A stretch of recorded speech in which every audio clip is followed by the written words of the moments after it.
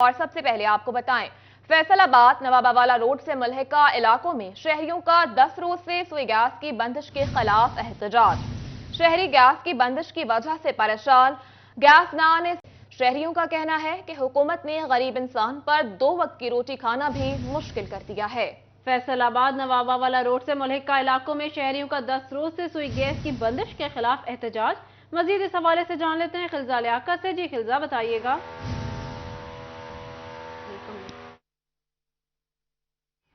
जी बिल्कुल, फैसलाबाद नवाबावाला मुजफ्फराबाद कॉलोनी से मुल्हिका इलाका में गैस की बंदिश पर एहतजाज। शहरियों का कहना है कि 10 रोज से गैस की बंदिश की जा रही है। शहरियों का कहना है मजीद अगर ऐसा किया गया तो डीसी दफ्तर और गैस दफ्तर के बाहर जाकर एहतजाज करेंगे। मेरे साथ कुछ शहरी मौजूद हैं, इनसे इस हवाले से मजीद जानते हैं। जी क्या कहेंगे आप? बस जी, मैं तो इंतज़ामिया की जो इंसाफ के तकाज़े हैं उनके ऊपर अफसोस ही ज़ाहिर करूँगा कि जो वीआईपी इलाके हैं या सन्नत है, सैजिंग वगैरह, उनको तो गैस मिल रही है, लेकिन जो इलाके गरीब आबादियाँ हैं जहाँ पे मेहनत कश, इस मुल्क का मेहनत कश रहता है, उन आबादियों के अंदर यकसर इन्होंने गैस जो है उसकी बंदिश कर दी है, नहीं आ रही इन इलाकों के अंदर, और लोग भूख से मर रहे हैं। अगर वो लकड़ लेके आएंगे तो लकड़ 1000 रुपये जो है उसकी कीमत है। इसी तरह एलपीजी गैस है, उसकी कीमत बहुत ज़्यादा है, तो वो उनकी जो जेब है वो इजाज़त नहीं देती। ये एक सहूलत है जो कि आवाम को मिलनी चाहिए। मैं ये समझता हूँ कि हमें इंडस्ट्री को, हमें फर्टिलाइज़र को, हमें ट्रांसपोर्ट को ये सहूलत बंद करनी चाहिए, और जो शहरी आबादियाँ हैं, जो डोमेस्टिक है, उनको जो है वो गैस की फराहमी होनी चाहिए। और हमने ये आज यहाँ पे एहतजाज भी हुआ है, और हमने ये तय किया है कि अगर चंद दिनों तक इंतज़ामिया गैस की फराहमी यकीनी नहीं बनाती तो फिर हम मजबूर होंगे कि डीसी ऑफिस और सुई नादरन ऑफिस के दफ्तरों का घेराव किया जाएगा। जी बिल्कुल, शहरियों का कहना है कि गैस की बंदिश की वजह से परेशान हैं। अगर इंतजामिया ने मजीद इस तरफ तवज्जो ना दी तो बड़ा एहतजाज किया जाएगा। डीसी दफ्तर और सुई नादरन ऑफिस के बाहर भी एहतजाज किया जाएगा। शहरियों का कहना है कि एलपीजी गैस और लकड़ियों की कीमत इस हद तक बढ़ा दी गई है कि उसे खाना पकाना मुश्किल हो रहा है। 2 वक्त की जो रोटी है वो शहरियों का कहना है खाना मुश्किल हो गया।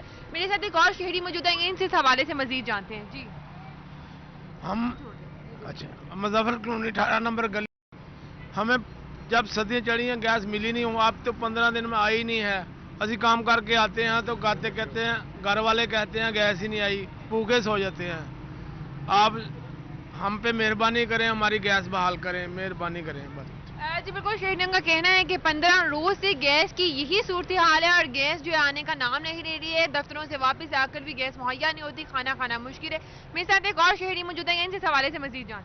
अब तो बाजार का खाना भी बर्दाश्त से बाहर हो चुका है। इतनी महंगाई ज़्यादा है, अब गैस भी घर में नहीं है, घर में भी खाना नहीं मिलता, बाजार से बहुत मुश्किल से गुजारा होता है, बाजार से भी नहीं मिलता, बहुत ज़्यादा महंगा मिलता है। मेहरबानी करके हमारे इलाके का गैस बहाल किया जाए, और जो वीआईपी इलाके जितने हैं उसमें 1 मिनट के लिए भी गैस नहीं बंद होता। इधर गरीब इलाकों में अक्सरियत से गैस बंद नहीं, हमारी रिक्वेस्ट तो सुनी जाए। मेरे साथ एक और शहरी मौजूद है, इनकी राय जानते हैं। जी गैस बहुत महंगी है, 500 रुपये दिहाड़ी वाला बंदा क्या करेगा। गैस इतनी महंगी है, लकड़ियाँ इतनी महंगी है, बच्चे भूखे जाते हैं स्कूलों में, हम खुद कामों पे भूखे जाते हैं। इंतज़ामिया से अपील करते हैं मेहरबानी करके गैस हमें मुहैया की जाए। हर पास से परेशानी, हमें ना हम बिल दे सकते हैं ना हम कुछ कर सकते, क्या करें। जी बिल्कुल, शहरियों का कहना है कि रोज बरोज जो है वो गैस बंद की जा रही है। रोज बरोज बाहर से खाना खाना जो है वो गरीब आदमी की बस से बाहर है। गैस को बहाल किया जाए। कुछ लोग तो शहरियों कहते हैं बाहर से खाना खा ले, कब तक बाहर से खाएं। एक इंसान जिसकी दिहाड़ी ही 500 की है वो कितनी देर तक बाहर से खाना खा सकता है। शहरियों की हुकूमत से भी गैस को बहाल किया जाए। मेरे साथ और शहरी मौजूद है, इनकी राय जानते हैं। जी मुजफ्फर कॉलोनी 18 नंबर से बोल रहे हैं। 15 नंबर से दुकान बंद है, गैस बंद है। अब मेहरबानी करें, गैस बहाल करें। और 1 महीने से गैस बंद है, और इधर से वो आते हैं, वो खड्डा खोद के चले जाते हैं, गैस बंद है। कह रहे गैस लीक है, गैस लीक है, गैस लीक है, खड्डे खोदे हुए हैं। जी बिल्कुल, आप क्या कहेंगे? जी, ये मुजफ्फर कॉलोनी और इस जैसे जितने भी इलाके हैं गैस को बहाल करने की अपील की जा रही है। खिलजा अपडेट कर रही थी, बहुत शुक्रिया आपका।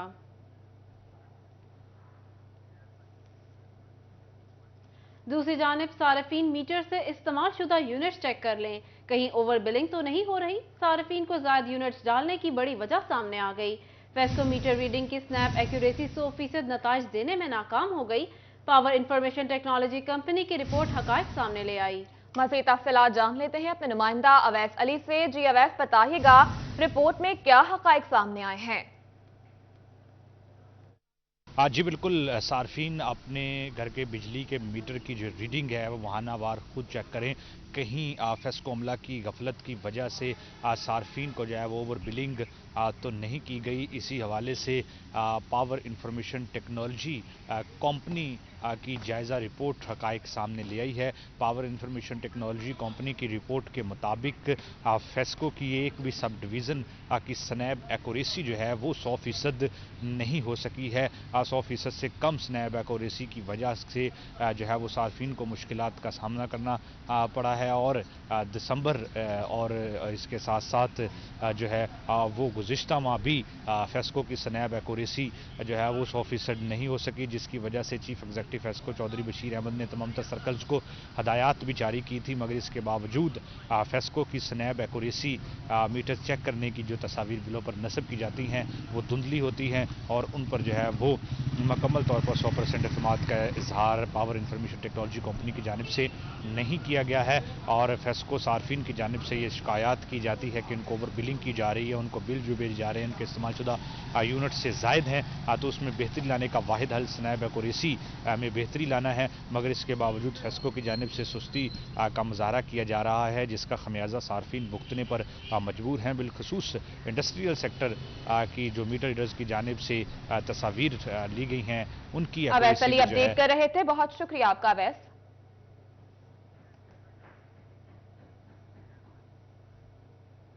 और यहां आपको बताएं, फैक्ट्री चले ना चले बिजली पर एमडीआर फिक्स चार्जेस तो भरने ही पड़ेंगे। नेपरा ने सनती सेक्टर को नई मुसीबत में डाल दिया है। फैसले से पैदावारी लागत पर क्या बोझ पड़ेगा, जान लेते हैं शराज भट्ट से। जी शराज, बताइएगा। एक तरफ तो बिजली का यूनिट जो है उसकी कीमतें होश रुबा उसमें इजाफा कर दिया गया है। इसके साथ साथ जो इजाफी चार्जेस उसकी वजह से सनतकार इंतहाई परेशान है। पहले तो फैक्ट्रियां चलाए रखना भी इंतहाई मुश्किल था, अब फैक्ट्रियां बंद करने का खुमियाजा भी भुगतना पड़ेगा।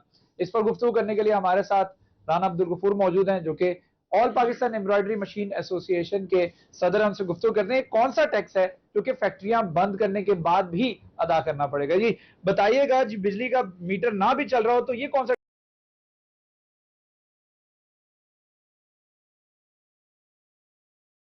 है, इनको इतना ज्यादा बिजली का पहले से ही रेट लग रहा है, 60 रुपए यूनिट के हिसाब से ये दे रहे थे।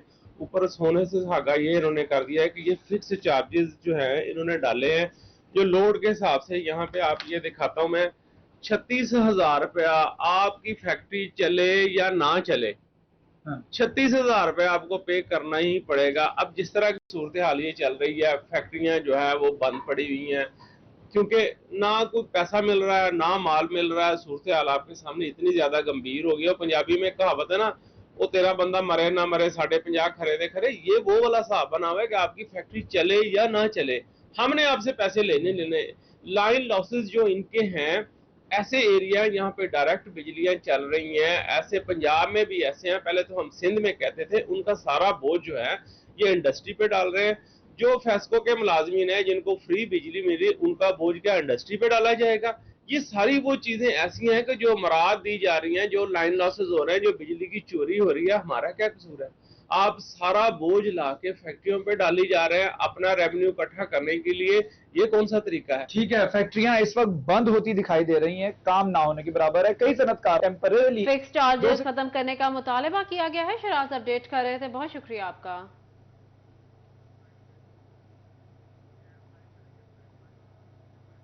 बरामदी शोबे के लिए एक के बाद एक नई मुश्किल। एक्सपोर्ट फाइनेंसिंग स्कीम में मार्कअप रेट 11% से बढ़ाकर 13% कर दिया गया।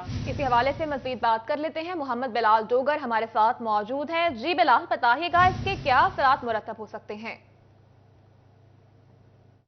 जी बिल्कुल, एक के बाद एक बुरी खबर। साल के इख्तिताम से पहले एक्सपोर्ट ओरिएंटेड इंडस्ट्री के लिए एक बहुत बड़ी बुरी खबर आई है कि फाइनेंसिंग स्कीम जो कि शरह सूद के हवाले से बात करें, जो कि एक्सपोर्टर्स को पहले 5% तो उसे बढ़ाकर 11% कर दिया गया था। उसके ऊपर एक्सपोर्टर्स का 12 मुतालबा था कि इसे कम कर दिया जाए, लेकिन अब एक्सपोर्ट फाइनेंसिंग स्कीम और लॉन्ग टर्म फाइनेंसिंग स्कीम, जिसे EFS के अंदर भी, एक्सपोर्ट फाइनेंसिंग स्कीम के अंदर भी पार्ट 1 और पार्ट 2 दोनों के लिए, जबकि लॉन्ग टर्म फाइनेंसिंग के लिए भी जो शरह है वो बढ़ाकर रेट को 11% से 13%, 2% बढ़ा दिया गया है और 30 दिसंबर यानी कि आज से ये अमल पैरा होगा।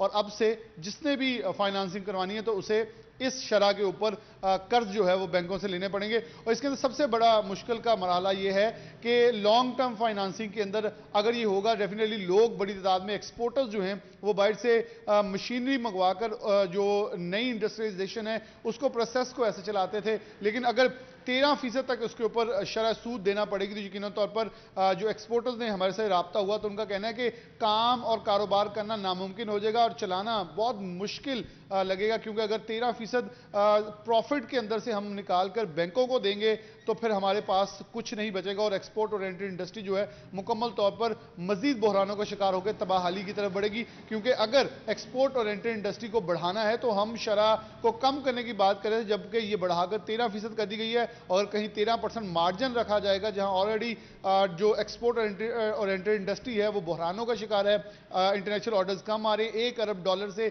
कम की बरामदात पेशीन गोई की जा रही है, आने वाले महीनों में ओवरऑल रहेगी। तो फिर इस सूरत हाल के अंदर हुकूमत को सोचना होगा कि इनको इस शरह को मोहम्मद बिलाल तो अगर अपडेट कर रहे थे, बहुत शुक्रिया आपका बिलाल। और यहां आपको बताएं, फैसलाबाद में FBI के कमिश्नर अपील जोन 1 में ज़ेर-इल्तवा केसेस 800 से तजावुज कर गए। केसेस के बरवक्त फैसले न होने से एक तरफ साइलीन दफ्तर के चक्कर काटने पर मजबूर हैं, तो दूसरी जानिब 2 अरब रुपए से जायद की टैक्स वसूली रुक गई है। आपको बता रहे हैं, फैसलाबाद में FBI के कमिश्नर अपील जोन 1 में ज़ेर-इल्तवा केसेस 800 से तजावुज कर गए। केसेस के बरवक्त फैसले ना होने से एक तरफ साइलीन दफ्तर के चक्कर काटने पर मजबूर हैं, तो दूसरी जानिब 2 अरब रुपए से जायद की टैक्स वसूली रुक गई है। मजीद जान लेते हैं उमैर अजमत से। जी उमैर, केसेस बरवक्त मुकम्मल ना होने की क्या वजूहात हैं?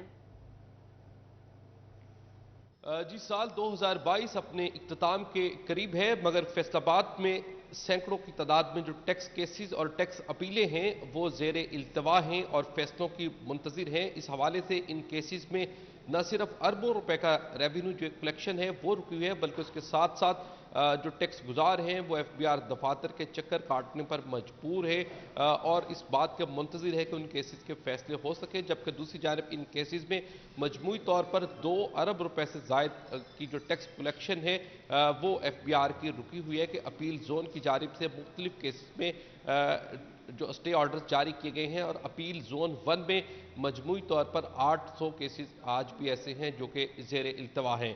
ताहम इस हवाले से दूसरी जानब अपील जोन हुकाम का कहना है कि उनके पास स्टाफ की शॉर्टेज है, केसेस बहुत ज़्यादा हैं। अपील जोन 1 में कारपोरेट सेक्टर और झंग जोन, जिसमें झंग, टोबा और चिन्नौट शामिल हैं, वो आते हैं, तो काम का बर्डन बहुत ज़्यादा है और स्टाफ की कमी होने की वजह से, वसाइल की कमी होने की वजह से जो केसेस हैं वो इल्तिवा का शिकार हो रहे हैं। ताहम साल 2022 ख़त्म हो रहा है और आज भी अपील जोन 1 में 800 केसेस, जबकि अपील जोन 2 में 1800 से ज़ायद केसेस जो ज़ेर इल्तवा हैं और इन तमाम ज़ेर इल्तवा केसेस में मजमूई तौर पर अरबों रुपए मैं अपडेट कर रहे थे, बहुत शुक्रिया आपका।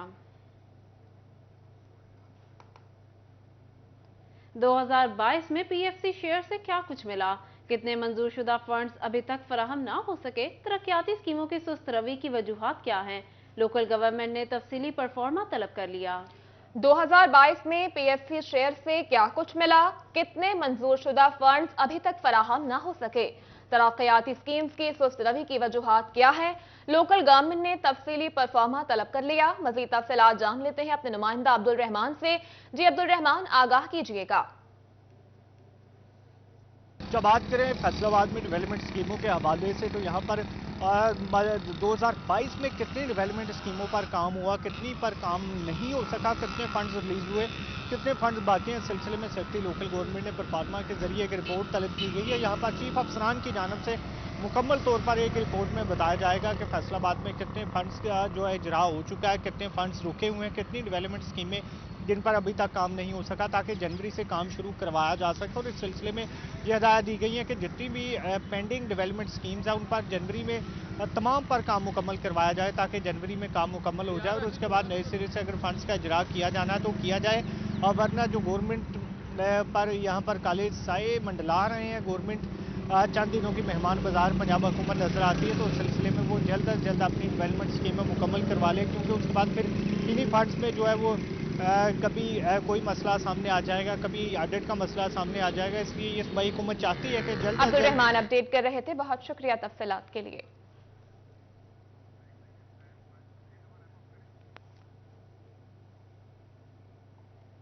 आपको बता रहे थे, इस हवाले से 2022 में पीएफसी शेयर से क्या कुछ मिला, कितने मंजूरशुदा फंड्स अभी तक फराहम ना हो सके, तरक्याती स्कीम्स की सुस्तरबी की वजूहात क्या है, लोकल गवर्नमेंट ने तफसीली परफॉर्मा तलब कर लिया। जंग में सुल्तानुल आरिफीन हजरत सुल्तान बाहू रहमतुल्लाह अलैह के 342वें सालाना उर्स की तकरीबात का आज दूसरा रोज है। ज़ायरीन की बड़ी तादाद दरबार पहुंच गई, मज़ार पर हाजिरी और दुआए खैर का सिलसिला जारी है। आपको बता रहे हैं, जंग में सुल्तानुल आरिफीन हजरत सुल्तान बाहू रहमतुल्लाह अलैह के 342वें सालाना उर्स की तकरीबात का आज दूसरा रोज है। ज़ायरीन की बड़ी तादाद दरबार पहुंच गई, मज़ार पर हाजिरी और दुआए खैर का सिलसिला जारी है। इसी पर बात कर लेते हैं ब्यूरो चीफ जंग मोहम्मद रमजान मिर्जा से। जी रमजान, बताइएगा। जी बिल्कुल, हज़रत सुल्तान बाहू रहमतुल्लाह अलैह उनका आज जो है वो उर्स का दूसरा रोज़ है और आज आखिरी रोज़ भी है। और इस हवाले से आज भी ज़ायरीन और मुरीदैन की बड़ी तादाद जो है वो दरबार पहुंचना शुरू हो चुकी है। हमारे साथ इस वक्त नात ख्वां भी मौजूद हैं और इसके साथ साथ जो कलाम बाहू पढ़ते हैं और बड़े अच्छे अंदाज में पढ़ते हैं वो मौजूद हैं। आइए आपको सुनवाते भी हैं, कुछ इस हवाले से फरमाइएगा कलाम बाहू के ऊपर। ठीक है, बस मैं तो यही कहूँगा कि ये हमारे पीर मुर्शिद का उर्स मुबारक है, तो हम तो यहाँ के दरबारी खादिम हैं।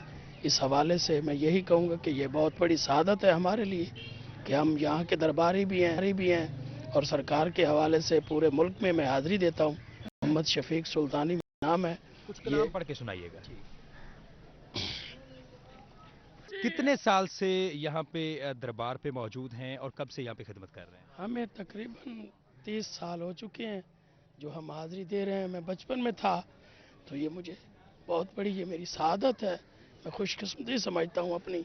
ये मेरे साथी जनाब हाजी ज़ुबैर अहमद सुल्तानी साहब और मोहतरम नज़ीर सुल्तानी साहब, ये मेरे साथ होते हैं। कहाँ से तशरीफ़ लाते हैं यहाँ पर दरबार पे हाजिरी के? पहले तो हम मुल्तान में थे, अब मुझे तकरीबन 30 साल तो तकरीबन हो गए। अब हम गढ़ मोड़ पे ज़िला जंग यहीं तशरीफ़ फरमा भी यही है, दरबारी खादे में जब भी कोई हमें बुलाता है तो दरबार शरीफ के हवाला से। जी बिल्कुल, इनका कहना है की खिदमत के लिए गुज़िश्ता 30 साल पहले यहाँ पे मुल्तान से हिजरत करके यहाँ पे पहुँचे हैं। करीब ही रिहाइश रखी हुई है, 30 साल से यहाँ पे हाज़िरी दे रहे हैं और जब कलाम पढ़ने का और इसके अलावा नात ख्वानी का मौका मिलता है तो वो यहाँ पे अपनी खिदमत जो हैं वो अंजाम देते हैं। और ये सिलसिला जो है वो पिछले 30 साल से, और इस वक्त सूरत हाल ये है कि ज़ायरीन मुरीदैन की बड़ी तादाद जो है वो इस वक्त दरबार के अहाते में मौजूद है। सूरज की चमकदार किरणों ने जो है वो दरबार सुल्तान बाहू का रुख किया हुआ है। मौसम खासा अच्छा हो चुका है। तवक्को की जा रही है कि वो ज़ायरीन जो कि नहीं पहुंच पाए थे वो आज जो हैं वो हाज़िरी के लिए यहाँ पे पहुँचेंगे और ये सिलसिला जो है नमाज जुमा तक जो है वो जारी रहेगा। नमाज जुमा के बाद जो है वो दुआए खैर होगी, जिसके बाद जो उर्स की तकरीबात हैं वो अपने इख्तिताम को पहुँचेंगी। जी रमज़ान, खूबसूरत कलाम बाहू सुनवा रहे थे, बहुत शुक्रिया आपका।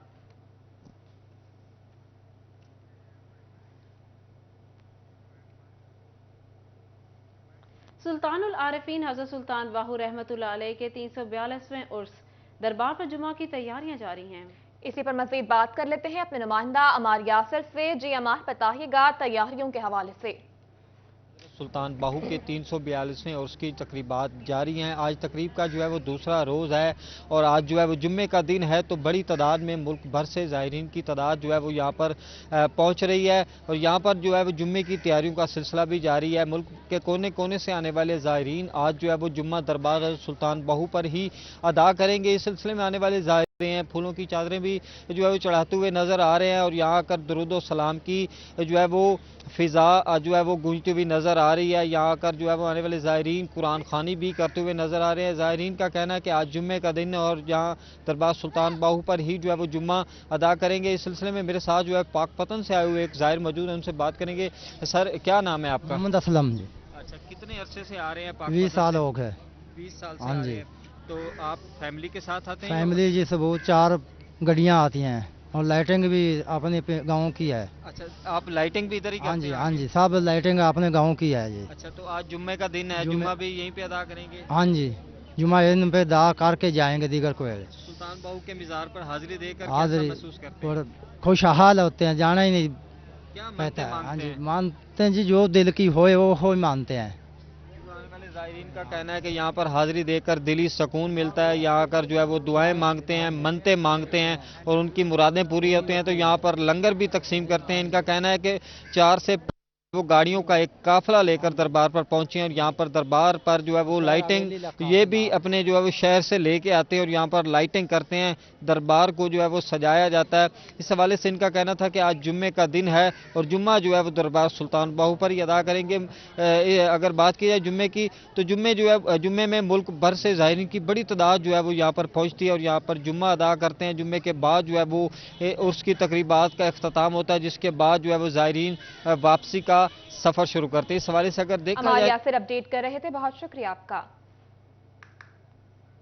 चिल्ड्रन अस्पताल फैसलाबाद का महकमा स्पेशलाइज्ड हेल्थ केयर को 2 साल कबल भिजवाया गया PC1 2022 के इख्तिताम पर भी मंजूर न हो सका। मजीद इस हवाले से जान लेते हैं आजादार हुसैन से। जी आजादार, बताइएगा मंसूबे से मुतालिक। आज बिल्कुल फैसलाबाद चिल्ड्रन अस्पताल इस वक्त 250 बेड पर मुश्तमिल मरीज बच्चों को इलाज मुआवजे की सहूलियात फराम कर रहा है। ताहम चिल्ड्रन अस्पताल इंसामिया के मुताबिक 400 से ज़ायद बच्चे जो है वो 24 घंटे यहाँ पे ज़ेर इलाज रहते हैं और इस सिलसिले में बेड्स की जो है वो शदीद कमी का सामना करना पड़ रहा है। और ऐसे में साल 2022 जो है वो इख्तिताम जो है वो हो चुका है तकरीबन, और मगर अभी तक इसका जो PC1 है चिल्ड्रन अस्पताल का, वो महकमा स्पेशलाइज्ड हेल्थ केयर की जानिब से मंजूर नहीं किया जा सका। और इस सिलसिले में चिल्ड्रन अस्पताल इंसामिया का ये कहना है कि 2 साल कबल PC1 जो था वो चिल्ड्रन अस्पताल की तौसीक़ के हवाले से भिजवाया गया था और बाद मार्च 2022 में भी एक समरी महकमा स्पेशलाइज्ड हेल्थ केयर को भिजवाई गई थी, मगर ताहाल जो है वो PC1 जो है इसका मंजूर नहीं हो सका, जिसमें 600 बेड का इजाफा होना शामिल है। चिल्ड्रन अस्पताल में 600 बेड का जो था वो इजाफा मरीज बच्चों के लिए होना था और इसके साथ साथ लेडी डॉक्टर के हॉस्टल तामीर होने हैं, नर्सिस हॉस्टल तामीर होने हैं और मेडिकल ऑफिसर जो डॉक्टर्स हैं उनकी रिहाइश गाहें हैं, यानी कि उनके हॉस्टल के हवाले से जो थे वो तामीराती काम शामिल थे। और इस समय दीगर मनसूबे शामिल है, जिसमें डायग्नोस्टिक ब्लॉक शामिल है, एडमिन ब्लॉक शामिल है। तो ये कर रहे थे, बहुत शुक्रिया आपका। 2022 भी बीत गया, पंजाब हुकूमत का फैसलाबाद में बैगर्स होम की तामीर का मंसूबा शुरू न हो सका। मज़ीद तफसीलात जान लेते हैं अपनी नुमाइंदा मरियम से। जी मरियम, आगाह कीजिएगा इस मुतालिक। जी बिल्कुल, 2022 भी बीत गया लेकिन भिखारियों के लिए काम ना किया जा सका। सोशल वेलफेयर और बैतुल माल को जो है पिछले कुछ चंद साल पहले लीगी हुकूमत की जानिब से जो है बेड़ा उठाया गया था कि भिखारियों के लिए जो है काम किया जाएगा, उनकी रिहाइश के लिए, उनकी खुराक के लिए, जबकि नज़र ये आ रहा है कि सोशल वेलफेयर इसमें भी नाकाम हो चुका है।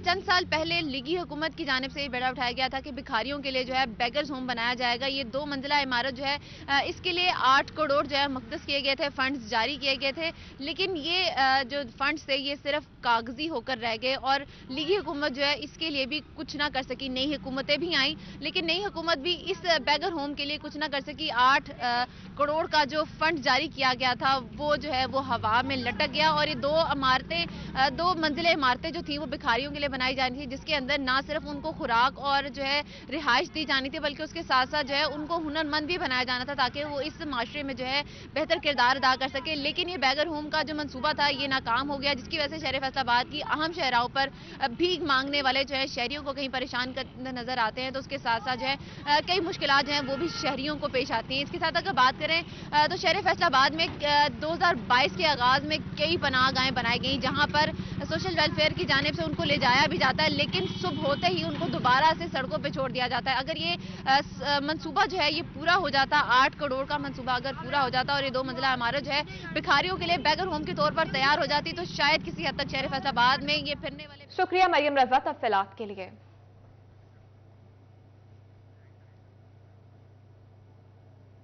आगे बढ़े और आपको बताएं, 8 सालों में चालानों की वसूली जमा न करवाने वाले 30 तफ्तीशी अफसरान के खिलाफ थाना सदर में मुकदमा दर्ज कर लिया गया।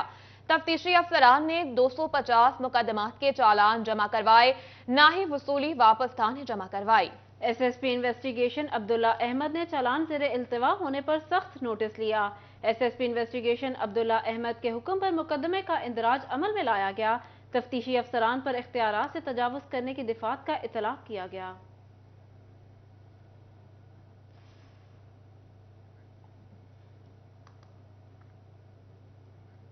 दूसरी जानिब साल 2022 में ट्रैफिक कवानीन की 10 लाख खिलाफ वर्जियां सामने आ गईं। तफसीलात जानिए इस रिपोर्ट में। साल 2022 में ट्रैफिक कवानीन की खिलाफ वर्जियों के होशरुबा अदादोशुमार सिटी 41 ने हासिल कर लिए। 2022 में फैसलाबाद के शहरियों ने जिला में ट्रैफिक की 10 लाख खिलाफ वर्जियां की। फैसलाबाद के शहरियों को 10 लाख चालानों की मद में 40 करोड़ रुपए जुर्माना अदा करना पड़ा। चीफ ट्रैफिक ऑफिसर आसफ सद्दीक ने नए साल में जुर्मानों की बजाय शहरियों को कवानीन से आगाही देने के अज़म का इजहार किया। चीफ ट्रैफिक ऑफिसर आसफ सद्दीक कहते हैं, साल 2022 में तजावुजात का खात्मा और हादसात में कमी लाना सिटी ट्रैफिक पुलिस की बड़ी कामयाबी रही। सिटी ट्रैफिक पुलिस के 2 वार्डर्स ने 2022 में PhD की डिग्री ली। स्मोक के दौरान SOP की खिलाफ वर्जी पर चालान किए गए। स्मोक एक बड़ा अलमिया रहा है, उसके लिए हमने 50,000 चालान किए हैं स्मोक के। इसी को हम आगे लेकर चलें तो हमारी जो अचीवमेंट्स हैं वो हम इसको डिस्कस करें तो हमारे 2 STW और TW ने PhD की है। आने वाले साल में हम चाह रहे हैं कि पुरानी गलतियों को ना दोहराएं। हम लोगों को फाइन चलान बराए चलान की बजाय एजुकेट करें। ट्रैफिक कवानीन पर अमल दरामद करने में ही शहरियों की बका है। कैमरामैन कमर बूटा के साथ तैयब मकबूल, फैसलाबाद। फैसलाबाद बार इलेक्शन बोर्ड के चेयरमैन मियां जावेद इकबाल एडवोकेट की ज़ेरे सदारत इजलास हुआ। मजमूई सूरत हाल पर तबादला ख्याल किया गया। इजलास का अहवाल जान लेते हैं अपने नुमाइंदा हाशिर वड़ाइद से। जी हाशिर। जी बिल्कुल, डिस्ट्रिक्ट बार एसोसिएशन के सालाना इंतखाबात के हवाले से जो तैयारियां वो जोरों शोर से जारी हैं। इसी हवाले से आज इलेक्शन बोर्ड का एक अहम इजलास जो है वो मुनक्किद हुआ और इस इजलास की जो सदारत है वो चेयरमैन इलेक्शन बोर्ड मियां जावेद इकबाल एडवोकेट की जानिब से की गई। और इस इजलास के अंदर जो है वो जितने भी अरकान थे उनकी जानिब से इलेक्शन के हवाले से तबादला ख्याल किया गया। इसके साथ साथ जो है वो कुछ शिकायतें जो हैं, कुछ जो उम्मीदवार हैं उनके खिलाफ कुछ शिकायतें आई थी, जिसके बाद जो है वो बोर्ड की जानिब से उस शिकायतों का सख्ती से नोटिस लिया गया। और इस हवाले से उनका यही कहना है कि अगर कोई भी अरकान जो है या चाहे कोई भी उम्मीदवार जो है, चाहे वो किसी भी नशिस्त का हो, अगर उसके खिलाफ हमें ये रिपोर्ट मिली कि उसकी जानिब से SOPs की खिलाफ वर्जी की गई है तो SOPs की खिलाफ वर्जी की सूरत में जो है उसके खिलाफ कार्रवाई की जाएगी। और ना सिर्फ कार्रवाई की जाएगी बल्कि उस उम्मीदवार को जो है वो नाअहल करार दिया जाएगा इलेक्शन के लिए। जबकि अगर उम्मीदवार किसी भी उम्मीदवार को फैसलाबाद डिस्ट्रिक्ट बार का जो इलेक्शन बोर्ड है अगर वो नाअहल करता है तो उस सूरत में उम्मीदवार को पंजाब बार काउंसिल में के अंदर जो है वो अपील करना होगी। और अगर वहाँ से भी जो अपील है वो मंजूर नहीं होती, उम्मीदवार को जो है दोबारा इंतखाबात लड़ने की इजाज़त नहीं दी जाती। तो हाशिर अपडेट कर रहे थे, बहुत शुक्रिया आपका। न्यूज़ स्टूडियो से फिल वक्त इतना ही।